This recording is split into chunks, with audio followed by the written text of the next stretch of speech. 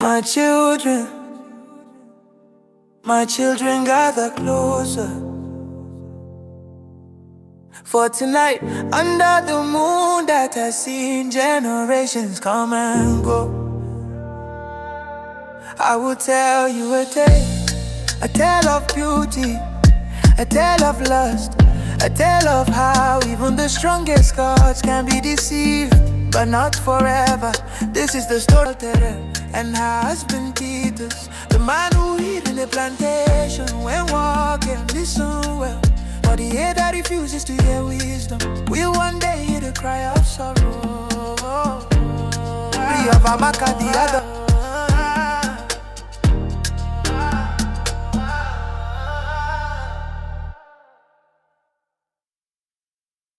When the matter of Rebecca burst open, it did not end at the ditch. No, my lords, a scandal of such weight cannot be buried in silence.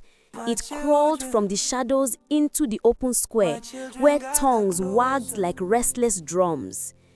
The morning after, the village buzzed as if a festival had returned.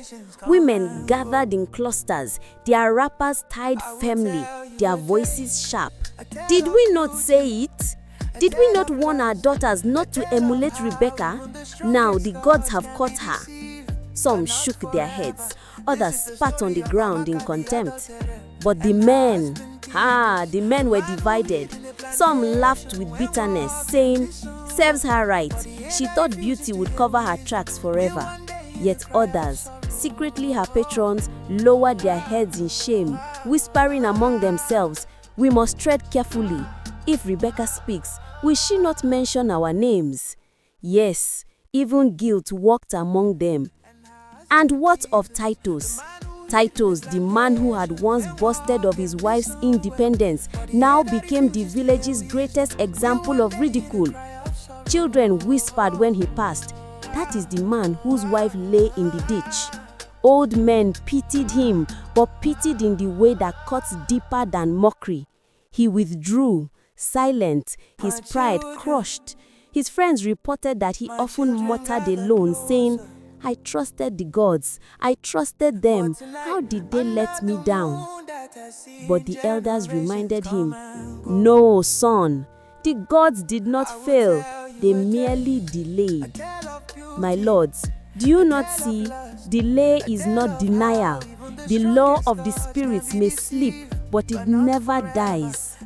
Now, in Rebecca's father's compound, another drama was unfolding. Her father, a grey-haired man named Okafor, sat in shame. He looked at his daughter with eyes that once sparkled with pride, but now brimmed with tears. He asked her, "Rebecca, is it true? Before the whole village, is it true that you have brought this calamity upon us?" And Rebecca, trembling, replied, "Papa, I don't know what came over me. It was the drink. It was the moment." But her father cut her short, his voice thundering. "Do not insult me with excuses. Was it drink that guided you to the ditch? Was it the moment that made you abandon your husband's bed? You have soiled not only yourself, but this family's name." The villagers who gathered there reported later, "We saw Okafor weep like a child. He said, 'How will I walk in the market square? How will I sit with elders when they know my daughter was dragged naked before the people?'" Ah, my lords, shame is heavier than any load a farmer carries. Rebecca herself, though defiant in secret, wore the mask of regret. She shut down her food business, telling neighbors, "I need time to reflect. I need time to pray." But whispers soon rose. Whispers that though the pots in her shop were cold, her nights were not. For beauty, once it has tasted power, rarely surrenders it. Indeed, some said they saw her sneaking out under moonlight, her wrapper tied carelessly, her steps quick. Others claimed that strange men visited her father's compound, their shadows slipping in and out before dawn. When questioned, Rebecca would insist, "They are only friends. They come to comfort me in my time of trial." But my lords, comfort is one thing, midnight visits are another. It was at this point that the matter reached the Council of Elders. The voices of the people grew so loud that silence could no longer contain them. They demanded, "Shall this woman go unpunished? Shall she mock the gods and still walk freely among us?" The council convened, their staff striking the earth as they sat in judgment. Old men with white beards, women of wisdom with eyes sharper than spears, all gathered, and Titus was summoned too. He came, his steps slow, his shoulders bent. When asked to speak, he lifted his head and said with broken voice, "Elders, I am finished with her. I need nothing else. Let Rebecca remain with her father. I have no wife any longer." The council asked, "And the bride price, son? Will you take it back?" Titus shook his head. "Keep it. I want no exchange, no reminder. I only want peace." The words struck the assembly, for in their culture, to leave the bride price was to declare total severance, to cast away even the shadow of the marriage. The people murmured, "He is truly wounded. His heart is gone." But the elders were not done. They turned to Rebecca and said, "Woman, your husband has cast you off. You have mocked your vows, shamed your home, and broken the code of our land. Yet still you stand. Do you think the gods are blind forever? Do you think your charm will protect you when the spirits themselves demand blood?" Rebecca, bold even in disgrace, replied, "I do not fear the gods. Have they not watched me for years? Have they not kept silent? If they wish to strike me, would they wait so long?" The council gasped, and the oldest among them, a frail man named Nana, lifted his trembling hand and said, "Pride walks before a fall. Remember this day, for the earth does not forget. The soil drinks our sins, and one day it vomits them back."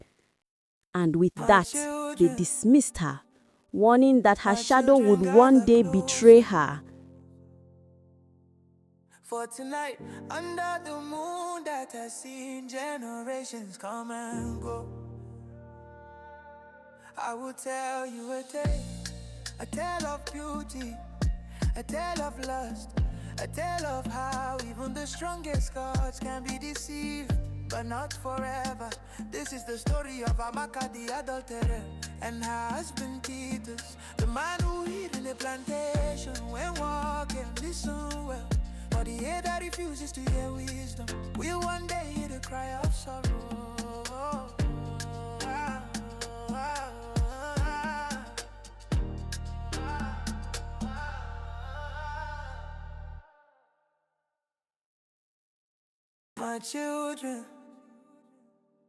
My children gather closer.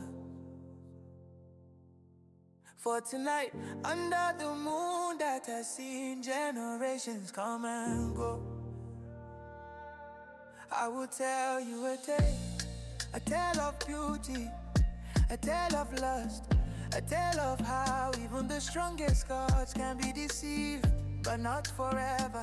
This is the story of Amaka the adulteress and her husband Titus, the man who hid in the plantation when walking. Listen well, for the ear that refuses to hear wisdom will one day hear the cry of sorrow.